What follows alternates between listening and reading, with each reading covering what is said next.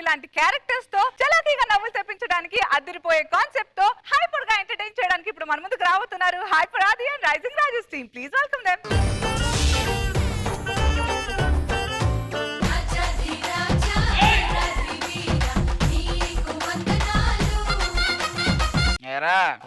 చదువు నువ్వే చదువు.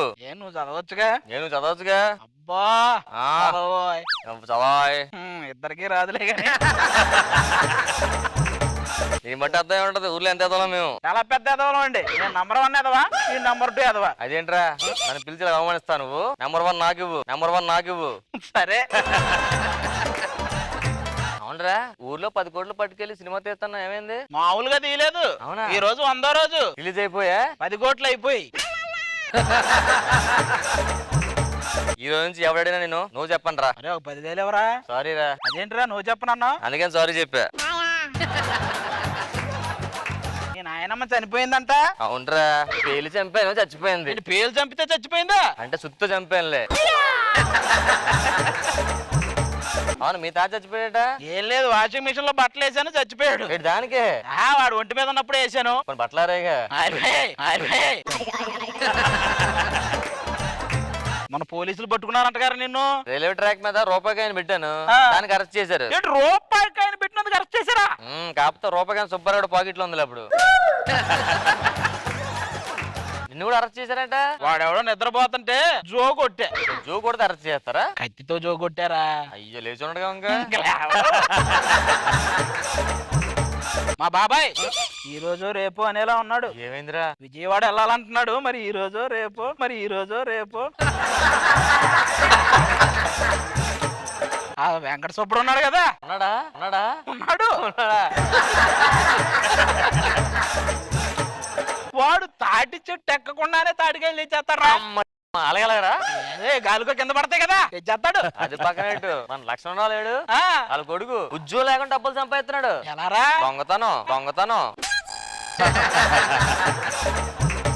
ఊరన్నాం గానీ ఒక అందగత్తి లేదురా. ఎడైనా ఒకటి వస్తే బాగుండదు. అందమా అందుమా అందనంటే అందమా.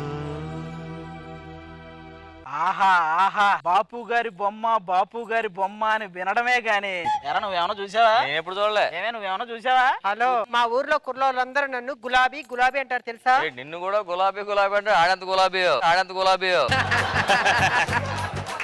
అంతెందుకండి, మొన్న ఒక నన్ను చూసి చేయి కోసుకున్నాడు. దూరం నుంచి చూశాడు కాబట్టి చెయ్యి కోసుకున్నాడు. దగ్గర నుంచి చూస్తే ఉప్పెనే, దగ్గర నుంచి చూస్తే ఉప్పెనే.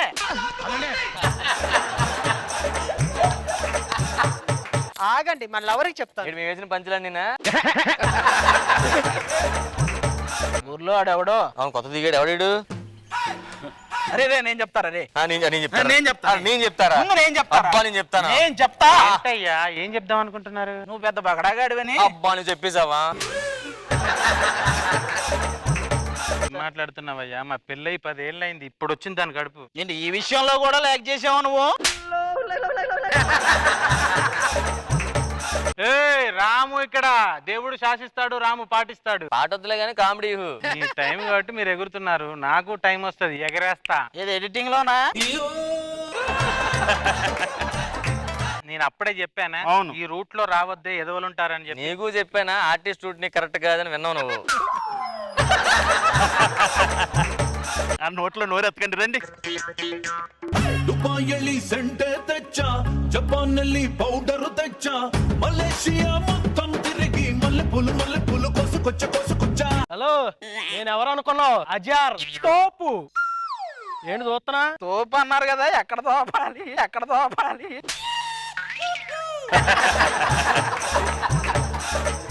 నా రేంజ్ తెలీదు. దుబాయ్ లో నాకు చెప్పులేయడానికి కూడా పనుడు ఉన్నారు తెలుసా? అదెందుకండి, మీ పర్ఫార్మెన్స్ చూస్తే ఆటోమేటిక్ వేసేస్తారుగా చెప్పులు.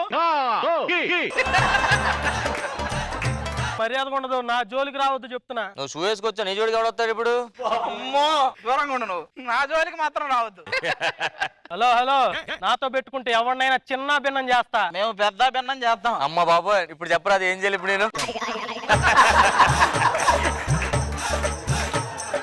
అసలు మీతో నాకెందుకులే, చాలా రోజులు అయింది నా మరదలు చూసి. ఎక్కడ నా మరదలు? బాబా ఏంటి బావా నీ కోసం నేను నా 2 కళ్ళు కాయలు కాచేలాగా వస్తాడు నా రాజు ఈ రోజు అని పాడుకుంటుండేదాన్ని. అలా పాడితే మనసు కుదుట పడిందా? ప్లేట్లో చిల్లర పడింది. డార్లింగ్, నువ్వు నాకు మొదట ఎప్పుడు నచ్చావు తెలుసా? కూరగాయల మార్కెట్ లో బేరం ఆడుతున్నప్పుడు. అది బేరం ఆడుతున్న కూరగాయల గురించి అనుకున్నావా నువ్వు? వీళ్ళతో మనకెందుకు, పద మనం అనుభూతులు పంచుకుందాం. మన ఊరికి వాడు ఎవడో కొత్తగా వచ్చి ఏదో సినిమా ఎవడాడు? సార్ నమస్తే సార్.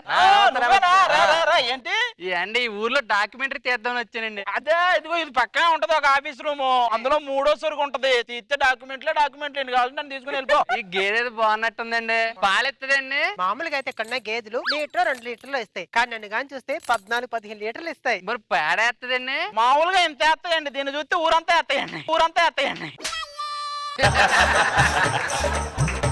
వాళ్ళు అలాగే అంటారు కానీ ఆ గేది పేడేదండి డైరెక్ట్ పిడకలు ఇచ్చేస్తుంది. ఎలాగండి? లోపల పెట్టాం ఆడలా కొట్టి పిడక చేసి బయట పెట్టేస్తారు చేయలేగా.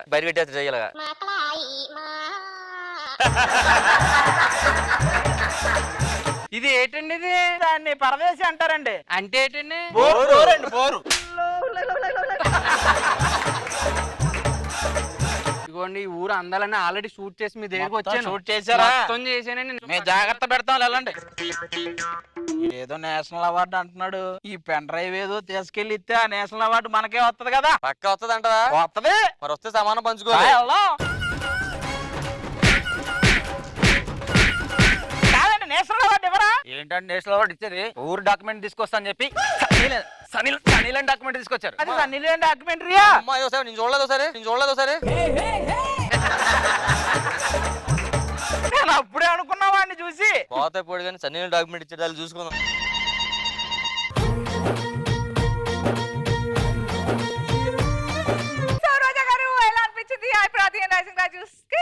ఆది స్కిట్ ఎప్పుడు నవ్వులతో చంపేస్తాడు, కానీ దీంట్లో కొంచెం రాజుగారు లేకపోవటం అనేది నాకు బాధగా ఉంది.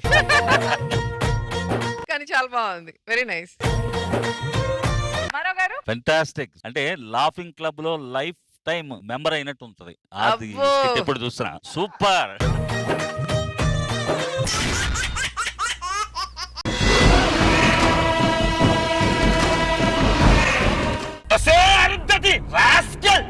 ఈ సమాధిలో గుళ్ళ పెట్టిన నేను తుడుకు చేస్తా రాస్కెల్.